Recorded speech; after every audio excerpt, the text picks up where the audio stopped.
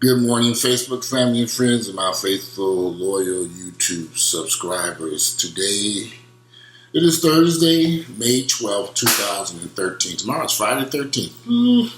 Okay. Don't forget, I grew up in my father was very superstitious, so Friday the 13th, one of them days where we just kind of hunkered down and stayed home. But anyway, I'm not so superstitious like that too, so I will be venturing out into the city. All right, so, Prince. So far, over the past few years, we've lost Whitney Houston. We lost Michael Jackson. Now we've lost Prince. And in each one of these cases, these beloved artists that we all loved died from a situation involving some type of drug interaction that claimed their lives. Now, Whitney Houston's death, she was found in the autopsy report, she was found with some drugs in her system. And they probably played a part in her falling into that tub and drowning. Or however she got into the tub. Michael Jackson had an unscrupulous doctor who was giving him medication that should not have been used in a home setting, but in an operating room. And now we have Prince, who also seems to have had maybe several doctors giving him prescription medication for pain relief for a hip problem, some type of problem he was having with his hips. Whitney Houston, Michael Jackson, and Prince, possibly when all three would still be alive today, had in-treatment help for their drug addiction problems. Michael Jackson was never treated for treatment help for his problems, for sleep. He was having an issue with sleeping, which is how he ended up finding this doctor who was giving him medication to help him sleep. Medication knocking him out the same way you knock a person out for an operation. No doctor should have agreed to administer that drug to Michael Jackson, but he did. And he ended up going to prison for his crimes. Whitney Houston, we don't know where she got her illegal drugs from, but she also had some prescription medicine also. But now we're back to Prince. Prince, they said he was possibly having hip pain from, it might have needed hip replacement surgery from all the activities of dance and jumping around, splits, concert tour, and boots, and he may have done some hip damage over the years, which is not uncommon. I know lots of people who have had hip replacement surgery. Some people my age who have had hip replacement surgery. So he began to use prescription pain pills to deal with the pain so he can keep touring and making music and going on. That should never have happened. All three of these people, Michael Jackson, Whitney Houston, and Prince, had a huge amount of wealth.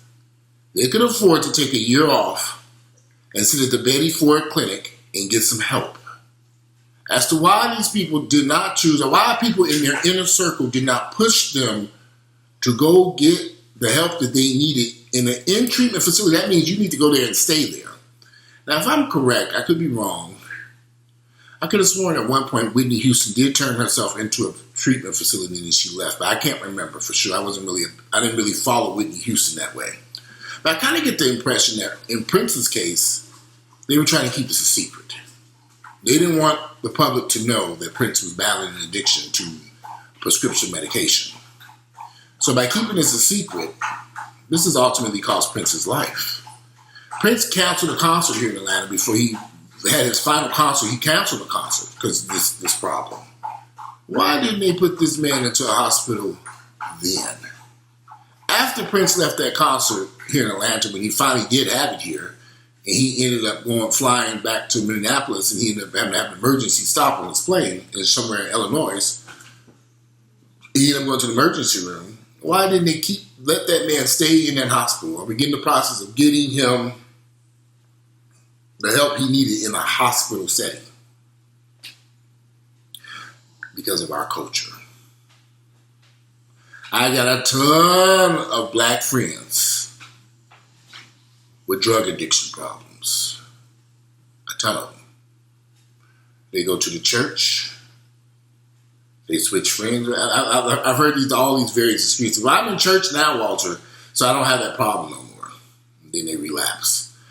Then the next excuse, oh, Walter, I changed all my friends in inner circle. I don't deal with any of those people I was dealing with before.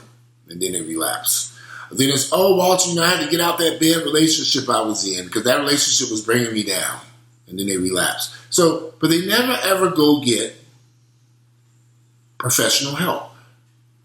What is it about the African American culture that we refuse to go see a doctor and say, I have a drug problem that's killing me and I need to have this fixed.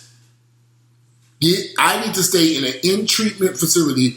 I need to stay here to fight whether it's alcohol, prescription medications, cocaine, whatever the situation is. We refuse to go get help because of our culture.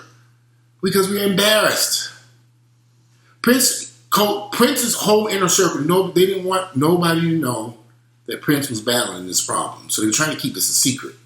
But trying to keep this a secret, instead of taking this man to a facility and letting him stay there for 6 months to a year, he would have lived.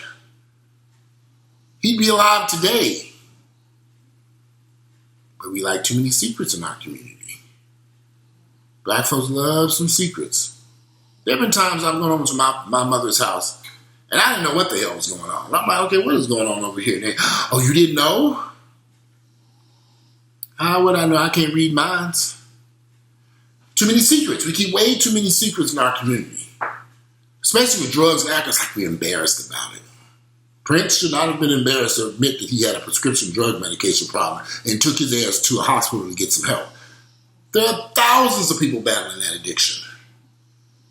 Thousands. And that prescription medication addictions get worse and worse and worse. I have family members younger than me who are battling prescription medications. In some cases, it's led to them to start off with prescription medication. Now they're battling heroin. So they kind of go hand in hand. Much younger than me. In my own family. And that's going to be a tough fight without professional help. And we've got to get out of this thing of, I'm going to the church to get help. Prince was a Jehovah's Witness. And I have a lot, Prince was a Jehovah's Witness. And I wonder, did his faith play a part in this man's death? I really do wonder, did he rely on his faith as a witness versus carrying his ass to a hospital and getting treatment? I don't know what's going on in the Jehovah's Witness religion. I ain't been part of that mess in over 27 years. But I can imagine that his faith, his religious faith, played a huge role in his death, unfortunately. Because he would probably rely on prayer and faith versus a doctor at the local, at a mental health facility for drug treatment. I just hope we all learn something from this. I love Prince. This has been, I said I wasn't going to really do any videos about Prince because me and Earl have been discussing our own theories about Prince's death over here because we were both in shock because we both love Prince. I remember having posters in my bedroom wall of Prince and my mother taking them down. I remember getting Prince's album and my mother finding it and getting rid of it. I was a Jehovah's Witness. I remember having to sneak his music around, sneak and get it and listen to it. And a little Walkman player and sneak and listen to Prince. Because his music was very, he had some raunchy music back there, very sexually explicit music. Especially the first few albums when he first came out. So, I grew up on Prince. I love Prince. No difference. Just like I grew up on Prince, loved Prince. I love Michael Jackson. I'm from Gary, Indiana. Love Michael Jackson.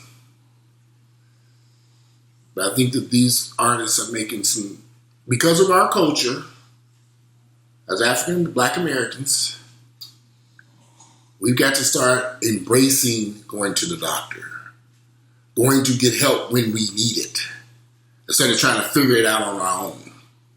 Earl laughs at me because I'm constantly going back and forth to the doctor dealing with this high blood pressure. He said, you always at the doctor's office, you damn Skippy. I'm going to get this shit under control.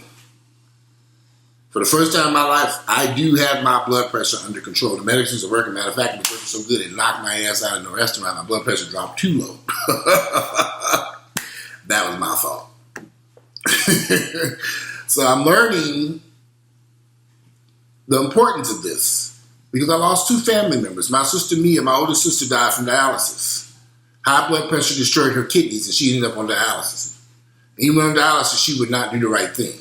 That's why she was never able to get a kidney transplant because she never followed the proper protocol so that she could qualify for a kidney. I don't want that to happen to me. I monitor my health. I go to doctor's appointments. If I get a headache, I go to the doctor. If a toothache, I go to the dentist. I don't wait. Because I realize if you wait, it will kill you. I've known too many people who had dental issues that they died from. Yes, they died. So, I'm very curious as the investigation continues with Prince and his death. As we continue to hear more and more about what happened. The DEA is involved, so I can imagine they're going after all these doctors who wrote these illegal prescriptions, over-prescribing him medication, which eventually led to his death.